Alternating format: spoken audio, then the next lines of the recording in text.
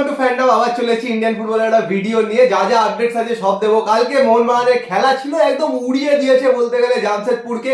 আর 3 বিদেশি কিন্তু একটা করে গোল পেয়েছে, সবার মধ্যেই ভালো কনফিডেন্স আসবে। তো সেই সব নিয়েও কথাবার্তা বলবো কালকের ম্যাচ নিয়ে। আর সবাই চিন্তিত হলো ডার্বি নিয়ে। ডার্বি কবে হবে, 10 তারিখে হবে কিনা, কি হচ্ছে, পিছোচ্ছে, এগোচ্ছে, 9 তারিখে হচ্ছে, চারিদিকে প্রচুর রকম খবর। তো সেগুলোও ক্লিয়ার করে দেবো এই ভিডিওতে। কিন্তু সবার আগে যে কথাটা, এখনো যারা সাবস্ক্রাইব করেনি অবশ্যই করে নিও, বেল আইকনটা টিং টং করে অল অপশনটা প্রেস করে দিও রেগুলার নোটিফিকেশন পাওয়ার জন্য।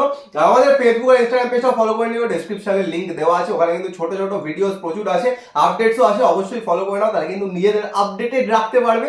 আর কালকের ব্লগ যারা দেখোনি তাহলে কিন্তু অসাধারণ খেলেছে, প্রচুর লোকও ছিল স্টেডিয়ামে। ব্লগ যারা দেখোনি, পুছে গেছিল কালকে ব্লগ করতে, ঠিক এর আগের ভিডিওটাই গিয়ে দেখে নাও, আর ওখানেও কমেন্ট করো কেমন লাগলো। এবং এই ভিডিও শেষে এন্ড স্ক্রিনে দেওয়া থাকবে, ওখান থেকেও কিন্তু ক্লিক করে দেখে নিতে পারবে। তো পুজোর থেকে প্রথমে শোনো।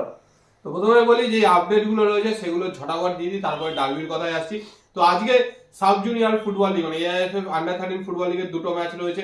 একটা হচ্ছে Mohammedan sporting versus United sports দুপুর 3টে থেকে, এবং আরেকটা ম্যাচ রয়েছে Mohun Bagan versus Bidhannagar municipal sports academy.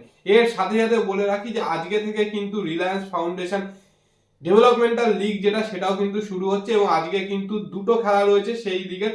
তার মধ্যে একটা খেলা রয়েছে হচ্ছে ওড়িশা ভার্সেস জামশেদপুর, এটা ওড়িশাতে হবে দুপুর 2:30 থেকে। আরেকটা হচ্ছে অ্যাডামাস ইউনাইটেড মানে অ্যাডামাস ইউনিভার্সিটি রয়েছে তাদের টিম, এবং তার সাথে ইস্ট বেঙ্গল এফসি, ইস্ট বেঙ্গলের আন্ডার 21 টিম। আর এই টিমে কিন্তু প্রচুর প্লেয়ার রয়েছে যারা কিন্তু আইএসএল এও খেলেছে এবং সিএফএল এও খেলেছে, এরকম প্লেয়ারও কিন্তু রয়েছে। প্রপসুকন গিলকেও কিন্তু রেজিস্টার করা রয়েছে। তো এই খেলাটা আছে দুপুর 2:30 থেকে ব্যারাকপুর স্টেডিয়ামে। তো বলে রাখি এই খেলাগুলো কিন্তু কোনো জায়গায় টেলিকাস্ট হবে না, একমাত্র চ্যাম্পিয়নশিপ রাউন্ড থেকে টেলিকাস্ট হবে, সেটা রিলায়েন্স ফাউন্ডেশন ডেভেলপমেন্টাল লিগের যে ইউটিউব পেজ আছে সেইখান থেকে। এর সাথে সাথে বলে রাখি যে সন্তোষ ট্রফি তো চলছে, এবং আজকে কিন্তু গ্রুপ স্টেজে সন্তোষ ট্রফির লাস্ট খেলা রয়েছে।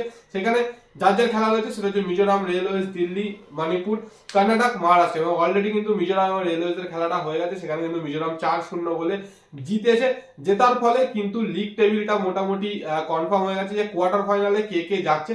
তো গ্রুপ এ থেকে সার্ভিসেস, গোয়া, কেরালা, আসাম এরা মোটামুটি যাচ্ছে, এবং গ্রুপ বি থেকে মণিপুর, দিল্লি, রেলওয়েজ যেহেতু হেরেছে তাও সম্ভাবনা রয়েছে, এবং মিজোরাম এদের মধ্যে থেকে কেউ যাবে। এবং লাস্ট ম্যাচটা মহারাষ্ট্র কর্ণাটক, তার উপরেও কিন্তু একটু ডিপেন্ড করতে হবে। এবং গতকাল থেকে কিন্তু আন্ডার 16 সাব চ্যাম্পিয়নশিপ ওমেন্স শুরু হয়েছে, সেটাতে কালকে ইন্ডিয়া ভার্সেস ভুটানের খেলা ছিল। সেখানে কিন্তু ইন্ডিয়া আন্ডার 16 ওমেন্স টিম 7 গোলে জয়লাভ করেছে। তো এগুলো তো ছিল আপডেট। এবার আসি ডার্বির কথা। তো ডার্বি তো গতকালকে দেখেই নিয়েছি, অনেক জায়গায় আমরা ভিডিওতেও বলেছিলাম, তারপরে কিন্তু অনেক জায়গায় বলে দিয়েছে 10 তারিখে ডার্বি হচ্ছে না। তো সেটা নিয়ে তো ডামাডোল চলছে। ইস্ট বেঙ্গল ক্লাব থেকে বলছে, মোহনবাগান ক্লাব বলেছে যে 11 তারিখ খেলবে না। এই 11 তারিখে তো অনেক জায়গায় দেখলাম পোস্ট হয়ে গেছে, ইস্ট বেঙ্গল অফিসিয়ালরা নাকি বলেছে মোহনবাগানকে প্রেসারাইজ করেছে 11 তারিখ খেলার জন্য। তো এরকম কিছু না, ওটা বিধাননগর পুলিশ থেকে বলেছে, কমিশনার থেকে, যে 11 তারিখ তারা করতে রাজি আছে, কারণ 9 তারিখ এবং 10 তারিখ তারা করতে পারবে না, তাদের পক্ষে চাপ আছে। তো যাই হোক, তারপরে শোনা যাচ্ছে যে এই মুহূর্তে অরূপ বিশ্বাস, যিনি ক্রীড়ামন্ত্রী, তিনি হস্তক্ষেপ করেছেন, এবং তিনি নাকি একটা প্রপোজাল দিয়েছেন যে 10 তারিখে এই ম্যাচটা হবে, এবং রাত্রি 8:30 থেকে করলে হয়তো বিধাননগর পুলিশ করতে রাজি হতে পারে, এরকম একটা প্রপোজাল দিয়েছে। তবে মোটামুটি যা খবর বা আমরা যেটুকু জানতে পেরেছি, হাই চান্স যদি 9 বা 10-এর মধ্যে হয়, তাহলে কিন্তু 9 তারিখে হওয়ার একটা সম্ভাবনা রয়েছে, এবং সেটা অবশ্যই স্টেট গভর্নমেন্টের হস্তক্ষেপেই হবে। কিভাবে হবে সেটা তারাই জানে। কিভাবে হবে কেউ জানে না এখনো, তারা নিজেরাও জানে না, কারণ সবাই কনফিউজ। এ ওকে বলছে এই তারিখে করতে, ও বলছে আমরা এই তারিখে করতে পারবো না, সেই তারিখে। আর 11 তারিখ তো কোনোভাবেই সম্ভব নয়, কারণ সেদিনটা হলো সোমবার। ইম্পসিবল ব্যাপার। যেটা বলেছে 8:30 থেকে, সেটাও ধরে থাক ইম্পসিবল ব্যাপার, কারণ 8:30 থেকে মানে 10:30টায় খেলা শেষ হবে, লোকে বাড়ি যেতে পারবে না, হেলিকপ্টার পাঠাতে হবে বোধহয় বাড়ি দেওয়ার জন্য। তো যাই হোক, মানে পুরোপুরি ডামাডোল চলছে, পুরোপুরি কনফিউশন চারিদিকে, কেউ এখনো জানে না কি হতে চলেছে। 9 তারিখে হবে, 9 তারিখে করতে বলেছে, পুলিশ বলছে আমরা 9 তারিখেও করাতে পারবো না। চারিদিকে কনফিউশন। এবার আইএসএল কমিটি হয়তো বলবে না, ডেট চেঞ্জ করা কিছুতেই যাবে না, কারণ ওনাদের তো পুরো একদম ফিক্সড করে রাখা থাকে, কিচ্ছু চেঞ্জ করতে পারে না তারা। তো সেদিক থেকে এখনো একটা বড় কোয়েশ্চেন মার্ক যে ডার্বি কি হবে, পোস্টপোন হবে, প্রিপোন হবে, সেটা নিয়ে কিন্তু এখনো কোনো সিদ্ধান্ত হয়নি।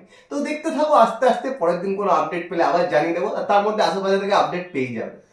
আর একটা কথা, যে 11 তারিখে যদিও করার সম্ভাবনা তৈরি হয়, বাট খেলতে পারবে না, কারণ মোহনবাগানের কিন্তু 13 তারিখে ম্যাচ রয়েছে, অ্যাওয়ে ম্যাচ। তো সেইখান থেকে সম্ভব নয়। আর তারপর থেকে কিন্তু আইএসএল মোটামুটি বন্ধ থাকছে, কারণ ইন্ডিয়ার কোয়ালিফায়ার রয়েছে ওয়ার্ল্ড কাপ। তো সেই জন্য তো সেই জায়গা থেকে দেখা যাক, এখন ডিপেন্ড করছে এফএসডিএল, স্টেট গভর্নমেন্ট এবং বিধাননগর কমিশনারেটের উপর। মানে ফুটবলের জন্য সবার দিকে তাকিয়ে থাকতে হচ্ছে, অন্য কিছুর জন্য তাকিয়ে থাকতে হয় না, ফুটবলের জন্য তোমাদের অন্যান্যদের ডিসিশনের উপর তাকিয়ে থাকতে হয়। তো যাই হোক, এবার কালকের খেলায় আসি। কালকের খেলায় মোহনবাগানের খেলা নিয়ে তো পুছে বলবে, মাঠ থেকে পুছে খেলা দেখেছে, কিন্তু আমি যে জিনিসটা বলবো সেটা হলো সাদিকু আগের দিন বাজে পারফর্ম করেছে। এর আগে ফারান্দোর সময় শোনা যাচ্ছিল সাদিকুর সাথে নাকি অন্য প্লেয়ারদের অসুবিধা হচ্ছে, অন্য প্লেয়াররা সাদিকুর সাথে খুব একটা ম্যাচ খাচ্ছে না। কিন্তু কালকে যদি একটা জিনিস দেখো, সাদিকু নামার পরে যখন গোল করলো, পুরো টিম যে কিন্তু সাদিকু ঘিরে গিয়ে সবাই কনগ্রাচুলেট করছিল যে আগের দিন এত বাজে পারফর্ম করেছে, সেখান থেকে যে প্লেয়ারটা আবার ফিরে এসেছে, সেই পজিটিভিটিটা কিন্তু দেখা যাচ্ছিল যে সব প্লেয়ারের মধ্যে সেই যে লাভটা হয়েছে।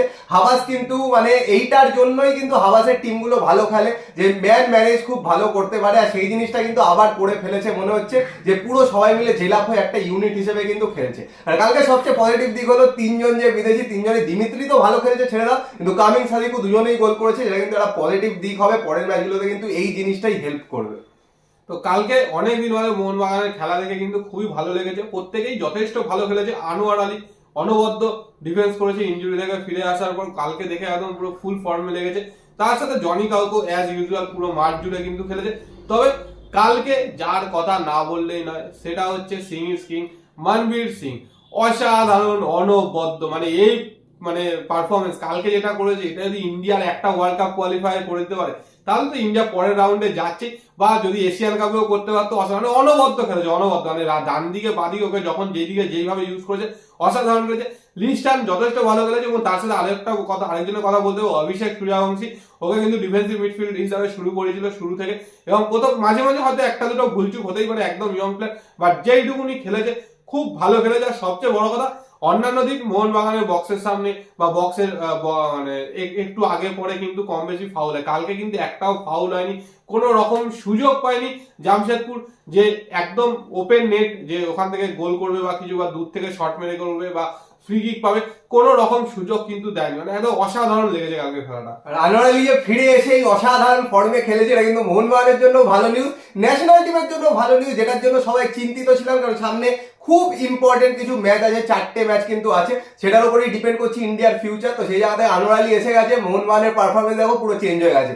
আনোয়ার আলী আর জনি কাউকর যে এই ফিরে আসাটা, এটাই কিন্তু মেন ফ্যাক্টর, মানে মিডফিল্ডে একজন পুরো সামলে নিয়েছে, ডিফেন্সে আরেকজন পুরো সামলে নিয়েছে, আর সেই জায়গা থেকে পারফরমেন্সটাও দেখতে পেয়েছো। মানে পিছন থেকে যদি একদম স্টেবল থাকে টিম, তো সেই জায়গাতে পারফরমেন্স ভালোই হবে, কারণ উপরের প্লেয়ারদের কিন্তু অতটা চাপ নিতে হচ্ছে না। এতদিন সবাইকে ট্র্যাক ব্যাক করতে হতো, বেশি করে হয়তো লোড নিতে হতো, সেই জিনিসটা কিন্তু কমে গেছে জনি কাউকো আর আনোয়ার আলী আসার ফলে। আরেকজনের কথা অবশ্যই বলতে হবে, সেটা হচ্ছে বিশাল খেত, হাতটা পুরো সোনায় বাঁধানো, মানে অসাধারণ দুটো কালকে সেভ, একদম মানে জেনুইন হয়তো গোল হয়ে যেত, একটা তো কাল করে গেছিল বলটা, ওখান থেকে ঢুকে যেত, শেষ মুহূর্তে হাত লাগিয়ে বের করেছে।